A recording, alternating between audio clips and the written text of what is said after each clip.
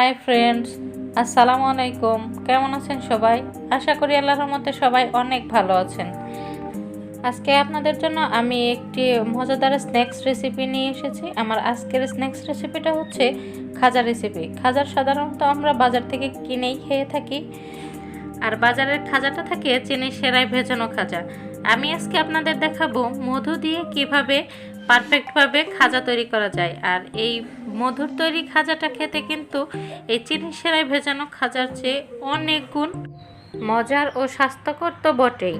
তো চলুন কথা না বাড়িয়ে আমরা চলে যাই খাজা তৈরির মূল রেসিপিতে। খাজা তৈরি করার জন্য প্রথমে আমরা ময়দার ডো তৈরি করে নেব। ডো তৈরি করার জন্য আমি একটি বোলের মধ্যে নিয়ে নিচ্ছি 2 কাপ ময়দা। এর মধ্যে অ্যাড করে দিচ্ছি স্বাদ অনুযায়ী লবণ, অ্যাড করে দিচ্ছি 2 টেবিল চামচ চিনি। এবার শুকনো উপকরণগুলো একটু ভালোভাবে মিশিয়ে নিচ্ছি। প্লিজ ভিউয়ার্স, ভিডিওটি কেটে কেটে দেখবেন না, কারণ ভিডিওটির পুরোটা জুড়ে রয়েছে পারফেক্ট খাজা তৈরির অনেক টিপস অ্যান্ড ট্রিক্স। আমার শুকনো উপকরণগুলো মাখানো হয়ে গিয়েছে। আমি এখন এর মধ্যে দিয়ে দিচ্ছি কিছুটা কালো জিরা। এটা অপশনাল, আর আপনারা চাইলে এটা স্কিপ করতে পারেন। এবার অ্যাড করে দিচ্ছি 4 টেবিল স্পুন সয়াবিন তেল। তেলটা অবশ্যই সঠিক পরিমাণে দিতে হবে এবং ময়দার সঙ্গে ভালোভাবে ডলে ডলে মিশিয়ে নিতে হবে। দেখুন আমি ভালোভাবে মিশিয়ে নিয়েছি। মেশানোর এ পর্যায়ে ময়দাটা একটু ভেজা ভেজা লাগছে এবং মুষ্টি করলে মুষ্টি হয়ে থাকছে, আবার খুব সহজেই ভেঙেও যাচ্ছে। তেলটা যদি সঠিক পরিমাণে না হয় তাহলে কিন্তু আপনার খাজাটা কখনোই ক্রিস্পি হবে না। এবার অ্যাড করে দিচ্ছি নর্মাল টেম্পারেচারের পানি। পানিটা অল্প অল্প করে মেশাতে হবে। একবারে পানি দিয়ে দিলে ডোটা নরম হয়ে যাওয়ার সম্ভাবনা থাকে। আমি অল্প অল্প করে কয়েকবারে পানি দিয়ে দিচ্ছি এবং ময়দাটা মাখিয়ে নিচ্ছি।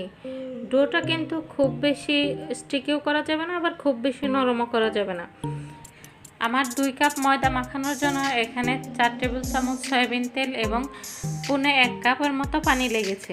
আপনাদের এখানে পানির পরিমাণটা আর একটু বেশি কিংবা কমও লাগতে পারে, তবে খেয়াল রাখবেন যাতে করে ডোটা পারফেক্ট হয়। এবার একটু তেল ব্রাশ করে আমি ডোটাকে ঢেকে রাখছি 1 ঘন্টার জন্য। ফিরে আসছি 1 ঘন্টা পর। 1 ঘন্টা পর দেখুন আমার ডোটা কতটা সফট হয়ে গিয়েছে। আবারও একবার ভালোভাবে মথে নিচ্ছি এবং রুটি তৈরি করার জন্য ছোট ছোট ডো করে নিচ্ছি। ডোটাকে একটি বড় স্পেসের মধ্যে নিয়ে নিচ্ছি এবং লম্বা একটি শেপ দিয়ে দিচ্ছি। এরপর চাকুর সাহায্যে আমি কয়েকটি ভাগে ভাগ করে নিচ্ছি। আমি 5টি রুটি তৈরি করব, এজন্য সমান 5 ভাগে ভাগ করে নিচ্ছি। আপনাদের কম বেশি বা ছোট বড় হতে পারে। একটি বড় স্পেসের মধ্যে কিছুটা ময়দা ছিটিয়ে দিচ্ছি এবং একটি টুকরো নিয়ে নিচ্ছি রুটি বেলার জন্য। এই টুকরো দিয়ে আমি এখন রুটি বেলে নিচ্ছি। আপনারা এখানে ময়দার পরিবর্তে তেলও ব্যবহার করতে পারবেন। আবার যেহেতু ময়দার মধ্যে পর্যাপ্ত পরিমাণে তেল রয়েছে, সেহেতু তেল ময়দা ছাড়াই এই রুটিটা বেলে নেওয়া যেতে পারে। আমি প্রথমে ময়দা নিলেও পরবর্তীতে আমি এই রুটিটা তেল ময়দা ছাড়াই বেলে নিয়েছি, কারণ এভাবে আমার সহজ মনে হয়েছে। এ পর্যায়ে কিন্তু যে স্পেসের মধ্যে আপনি রুটিটা মেলবেন ওই স্পেসটা খুবই মসৃণ হতে হবে, যাতে করে আপনি রুটি তোলার সময় রুটিটা খুব সহজেই উঠে আসে। রুটি কিন্তু খুবই পাতলা করে মেলতে হবে। আমরা যে রেগুলার রুটি তৈরি করি রুটির চেয়ে আরও অনেক গুণে পাতলা। আমি আপনাদের একটি রুটি তৈরি করে দেখিয়ে দেব। দেখুন কতটা পাতলা। আমার নিচের যে স্পেসে রুটিটা তৈরি করেছি স্পেসটা দেখা যাচ্ছে। এবার রুটির উপরে পর্যাপ্ত পরিমাণে ময়দা ছিটিয়ে দিচ্ছি। এ পর্যায়ে একটি গুরুত্বপূর্ণ টিপস হচ্ছে, এই রুটির উপরে কিন্তু তেল মাখাতে যাবেন না। যদি রুটির উপরে তেল মাখাতে যান তাহলে ময়দাটা তেলের সঙ্গে মিশে যাবে এবং রুটিটা লেগে যাবে, যাতে করে আপনার খাজাটা পারফেক্টলি তৈরি হবে না। আরও একটি রুটি দিয়ে দিচ্ছি এবং এর উপরে আরও 1 লেয়ার ময়দা ছিটিয়ে দিচ্ছি। ময়দাটা কিন্তু পর্যাপ্ত পরিমাণে দিতে হবে। এখন একটু ভেজা হাতে আমি এটাকে সিল করে দিচ্ছি। সিল করা হয়ে গেলে এবার আমি রুটির যে অংশটা ভাঁজ করে নেব ওই অংশটাকে একটু সমান করে নিচ্ছি, চাকুর সাহায্যে কেটে নিচ্ছি। আপনাদের রুটি যদি সমান হয় তাহলে এভাবে কাটার কোনো প্রয়োজন নেই। আমার রুটিটা সমানভাবে তৈরি হয়নি, এজন্য আমি এটাকে কেটে সমান করে নিচ্ছি। এবার একটু হাত দিয়ে চেপে চেপে এটাকে রোল করে নিচ্ছি। রোল করার সময় একটু খেয়াল করে ভালোভাবে চেপে চেপে রোল করে নিতে হবে। আমি রুটিটাকে ভালোভাবে রোল করে নিচ্ছি। আপনারা দেখুন আমি কিভাবে রোল করে নিচ্ছি। রোল করা হয়ে গেলে এখন আমি এটাকে সিল করে দেব। আমি ভেজা হাতেই সিল করে নিচ্ছি। ভালোভাবে সিল না হলে কিন্তু যখন আপনি খাজাটাকে ভাজতে যাবেন তখন তেলের মধ্যে এই খাজাটা ছড়িয়ে যাবে। পারফেক্টলি খাজা তৈরি করার জন্য আমি প্রত্যেকটা স্টেপ আপনাদের খুব ভালোভাবে দেখানোর চেষ্টা করেছি। আপনারা যদি প্রত্যেকটা স্টেপ ভালোভাবে ফলো করেন তাহলে ইনশাল্লাহ আপনাদের পারফেক্টলি খাজা তৈরি হবে। রুটি রোল করার পরে দুই সাইডে একটু বাড়তি অংশ থাকে, আমি বাড়তি অংশটা কেটে ফেলে দিচ্ছি। আমি 2 লেয়ার রুটি দিয়ে খাজা তৈরি করেছি। আপনারা চাইলে এখানে 4-5 লেয়ারেও খাজা তৈরি করতে পারেন। খাজার শেপটা সঠিকভাবে দেওয়ার জন্য আমি একটি আঙ্গুলের সাহায্যে একটু দাগ দিয়ে নিচ্ছি। এখন চাকুর সাহায্যে ওই দাগ অনুসারে কেটে নিচ্ছি। কাটা হয়ে গেলে আমি বাকি অংশগুলো সরিয়ে নিচ্ছি এবং একটি টুকরো নিয়ে নিচ্ছি। এই টুকরোটাকে আমি এখন একটু চেপে লম্বা শেপ দিয়ে দেব। খাজা তৈরি করার জন্য আমি আজকে ময়দা ব্যবহার করেছি। আপনারা চাইলে ময়দার পরিবর্তে কর্নফ্লাওয়ারও ব্যবহার করতে পারেন। আমি একটু চেপে এটাকে লম্বা শেপ দিয়ে নিচ্ছি। দেখুন আলতোভাবে দিয়ে নিতে হবে যেন রুটির লেয়ারটা ছিঁড়ে না যায়। এবার খাজা ভেজে নেওয়ার পালা।